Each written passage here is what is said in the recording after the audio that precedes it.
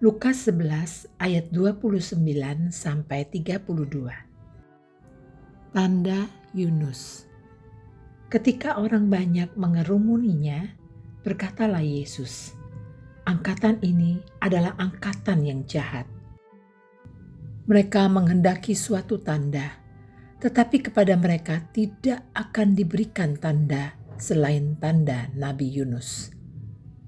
Sebab seperti Yunus menjadi tanda untuk orang-orang Niniwe, demikian pula lah Anak Manusia akan menjadi tanda untuk angkatan ini." Pada waktu penghakiman, ratu dari selatan itu akan bangkit bersama orang dari angkatan ini dan ia akan menghukum mereka. Sebab ratu ini datang dari ujung bumi untuk mendengarkan hikmat Salomo. Dan sesungguhnya yang ada di sini lebih daripada Salomo. Pada waktu penghakiman, orang-orang Niniwe akan bangkit bersama angkatan ini, dan mereka akan menghukumnya. Sebab orang-orang Niniwe itu bertobat waktu mereka mendengarkan pemberitaan Yunus. Dan sesungguhnya yang ada di sini lebih daripada Yunus. Demikian firman Tuhan. Bapak, Ibu, Saudara yang dikasihi Tuhan. Mari kita merenungkan ayatnya yang ke-30. Sebab seperti Yunus menjadi tanda untuk orang-orang Niniwe, demikian pula lah Anak Manusia akan menjadi tanda untuk angkatan ini. Tanda. Bila kita melihat langit mendung, itu tandanya hari hendak hujan. Bila kita melihat pelangi, itu tandanya bahwa Tuhan tidak akan menghukum umatnya dengan air bah lagi. Di saat pandemi seperti sekarang ini, bila kita mulai merasa tenggorokan gak enak, batuk, demam, kemudian kemungkinan besar kalau kita tes antigen atau PCR, hasilnya positif. Gejala-gejala tersebut bisa jadi sebagai tanda seseorang terpapar COVID. Adanya tanda memang membuat kita lebih mudah memahami dan percaya akan apa yang ditandai. Yesus mengatakan bahwa orang banyak yang ada saat itu sebagai angkatan yang jahat karena mereka datang mendengarkan ajaran Yesus dan melihat sendiri mujizat yang Yesus lakukan.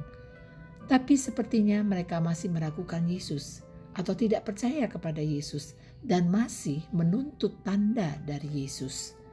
Betapapun mereka menghendaki tanda dari Yesus, namun tak satu pun tanda yang akan mereka terima selain tanda Yunus. Masih ingatkah kita kisah tentang Yunus? Pada waktu Niniwe hendak dimusnahkan, Yunus menjadi satu-satunya tanda atau alat yang dipakai Allah untuk menyerukan pertobatan kepada bangsa yang akan dimusnahkan itu. Seruan pertobatan yang disampaikan oleh Yunus membuahkan hasil pertobatan. Namun apa yang terjadi dengan orang banyak yang ada bersama dengan Yesus?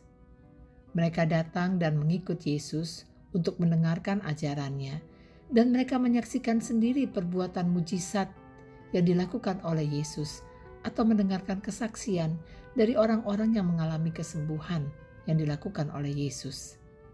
Yesus sendiri yang ada bersama dengan mereka menjadi satu-satunya tanda dari Allah untuk mereka. Tetapi sayangnya mereka tidak percaya dan tetap menuntut adanya tanda seperti yang mereka inginkan yang dapat memuaskan diri mereka.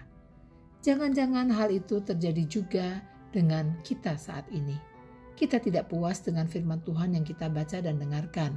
Kita juga mengalami sendiri keajaiban-keajaiban dan mujizat Allah, tetapi itu tidak cukup bagi kita untuk membuat kita terus dan semakin percaya.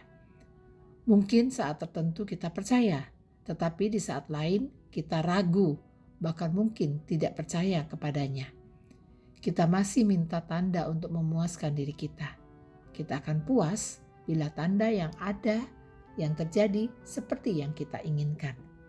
Bapak, Ibu, Saudara yang dikasihi Tuhan, bukankah kehidupan kita sampai saat ini adalah tanda kasih, kuasa, dan pemeliharaan Allah pada kita? Bukankah kita masih dimampukan untuk survive di tengah kesulitan ekonomi dan kesehatan, serta semua kesulitan lainnya yang diakibatkan pandemi? Itu adalah tanda bahwa Tuhan bersama kita, Tuhan tidak meninggalkan kita, Ia berjuang bersama kita. Ratu Sheba di selatan Arab sengaja menempuh perjalanan yang jauh untuk melihat langsung hikmat Salomo. Kita tidak perlu berjalan jauh, karena yang kita cari dan butuhkan, yaitu Yesus, ada di dekat kita, ada di sekitar kita, ada bersama dengan kita. Dia lebih daripada hikmat Salomo, dia lebih dari tanda Yunus. Sayang sekali bila kita masih mencari dan mengharapkan tanda hanya untuk memuaskan diri kita. Sayang sekali bila kita menjadi bagian dari angkatan yang jahat yang akan menerima hukuman karena menolak anugerah Allah, menolak Yesus yang adalah tanda betapa Allah Bapa sangat mengasihi kita dan menginginkan kita selamat serta mendapat hidup yang kekal. Kiranya perjumpaan kita dengan Yesus dan perjalanan hidup kita bersama dengannya membuat kita terus percaya dan bertobat untuk menjadi semakin baik, semakin jauh dari yang jahat. Tuhan menolong kita. Amin. Mari kita berdoa. Ya Allah Bapa yang rahmani, kami bersyukur untuk kehidupan yang masih kami jalani sampai saat ini, yang menjadi tanda pemeliharaan dan kasih-Mu pada kami. Berikanlah rasa cukup pada kami dengan tanda-tanda yang ada yang sudah Engkau berikan di dalam Yesus Kristus, yang dapat kami lihat, kami baca, dari semua pengajarannya, perbuatannya, serta seluruh hidupnya, baik pada waktu Ia dianiaya, disalibkan, mati, bangkit, dan naik ke surga. Cukuplah bagi kami dengan adanya matahari, bulan, bintang, dan semua yang ada dalam semesta ini, sebagai tanda bagaimana Engkau begitu mengasihi kami dan melengkapi kami dengan semesta ini. Itu menjadi tanda juga pemeliharaanmu pada kami. Ya Allah, Bapa yang rahmani, begitu juga dengan kehadiran orang-orang di dalam kehidupan kami yang menjadi tanda kehadiran dan penyertaan-Mu bagi kami. Terima kasih untuk semua anugerah berkat-Mu yang begitu banyak dan melimpah pada kami. Ajarlah dan mampukanlah kami untuk setiap saat percaya kepadamu dan bertobat atas setiap keraguan, ketidakpercayaan, dan perbuatan kami yang jahat yang tidak berkenan kepadamu.